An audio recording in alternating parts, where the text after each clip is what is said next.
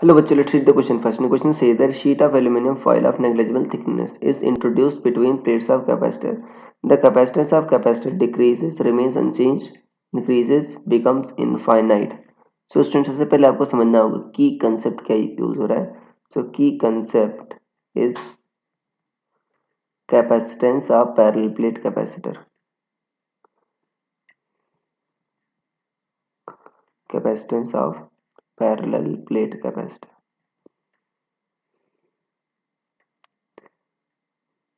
देखो बच्चों, अगर मान लो आपके पास एक कैपेसिटर है, राइट.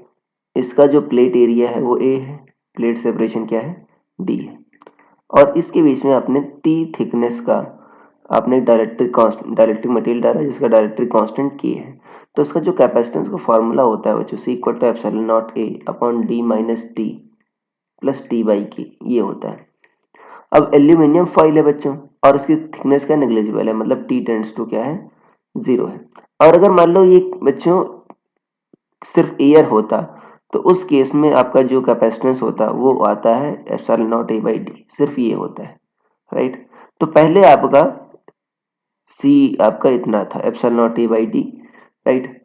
बाद में जब आपने टी थिकनेस का डायरेक्ट्रिक कांस्टेंट डाल दिया तो इतना हो गया. अब क्या है देखो, जो के होता है बच्चों वो क्या होता है आपका मेटल के लिए इनफाइनाइट होता है. तो ये टेंड्स टू जीरो है, मतलब ऊपर बहुत कम है, नीचे आपका बहुत ज्यादा क्वांटिटी है. सो टी बाई के क्या होगा आपका टेंड्स टू जीरो, और टी भी क्या है बच्चों टेंड्स टू जीरो है. तो सी भी क्या आ जाएगा एप्सिलॉन नॉट ए अपॉन देखो डी ही आ जाएगा बच्चों.